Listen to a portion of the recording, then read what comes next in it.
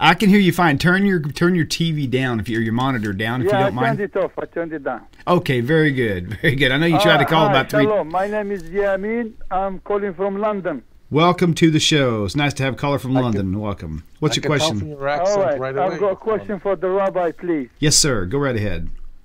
You keep saying, the rabbi keeps saying that Abraham, peace be upon him, he used to practice the Torah. You got me confused, Rabbi. Is the Torah given to Moses, to Musa alayhi salam, or is it given to Ibrahim alayhi salam? You're not the only person asking that question, I'll guarantee you. Thank you very much. Hey, you're very welcome. Thank you. Glad you were able to get through. Thanks. Thanks. All right, Rabbi. That's a really great question too. I think about that often, and I still don't have a clear answer. Maybe you can clear my mind free from that today. I don't know who you are out there, but alaikum salam. How did Abraham keep the commandments of all of God's commandments? After all, the Torah was given at Mount Sinai. So first of all, what I say on the show is, sometimes the information comes from the oral tradition, but in this case, the Torah says specifically that Abraham kept all of my commandments. You'll find that in Genesis chapter 26, verse 5.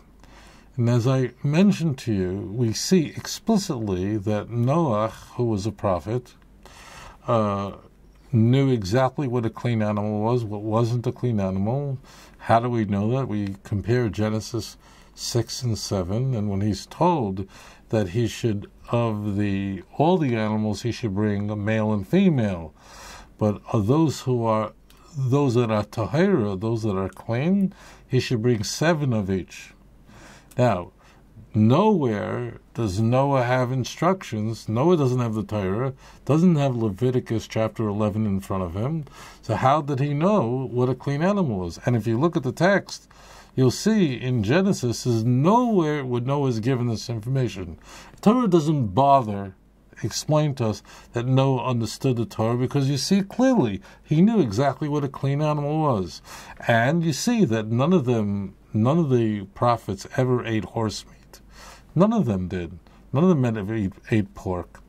So the prophets of forefathers, Avraham Avinu, Abraham our father, knew the Torah. When I say he knew the Torah, and it says it openly, he kept the Torah, it doesn't mean that Abraham was reading the book of Genesis, because he couldn't, or else there would no be till test. He know what's going to happen. It means he knew the commandments of the Torah, because that's what Torah means, teaching. So it literally says in the text that he kept God's commandments and the Torah. Again, it means the commandments of the Torah.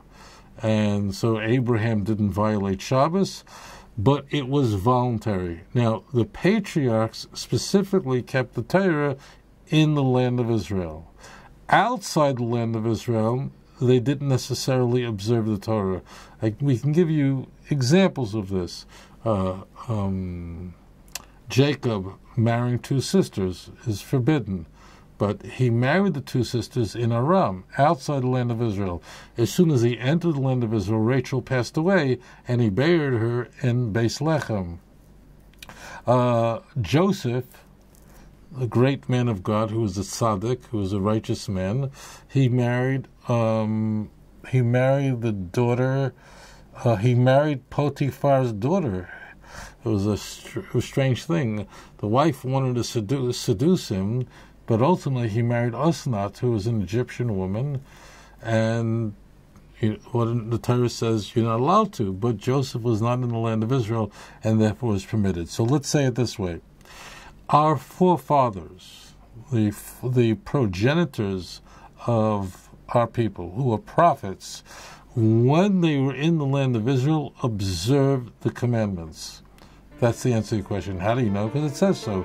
You asked about Abraham, Olav HaShalom, or Alei Salam, but because it says so. Again, the passage is Genesis chapter 26, verse 5. The Torah openly says that he kept all of God's commandments and all of his laws. אדון עולם אשר מלך בטרם כל יציר נברא ועת נעשה בחפצו כל אזי מלך שמו נקרא ואחרי ככלות הכל לבדו ימלוך נורא והוא היה והוא עובר והוא יהיה בתפארתו